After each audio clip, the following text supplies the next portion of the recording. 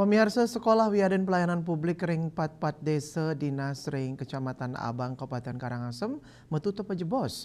Penutupan sekolah mewah pelayanan publik laksanayang sangkaning wenten nyepi adat ring tanggal 21 Juli warsa kalih tali 24.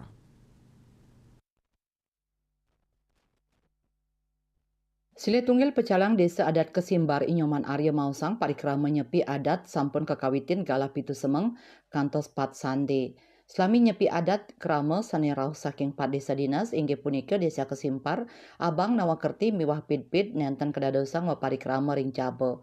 Sekadi nyepi katanyane krama patut anutin catur berata penyepian.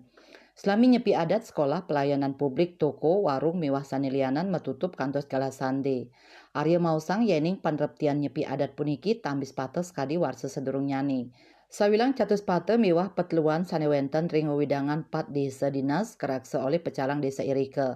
Daning wedarang ya diastun ring tengahing kahanan nyepi adat nanging pet prade wenten krama sanesungkan wiadin jagi ngembasang anak alit utawi emergensi kantun kedadosang memarki. Selanturnyane ipun pacang kejangkepin surat keterangan.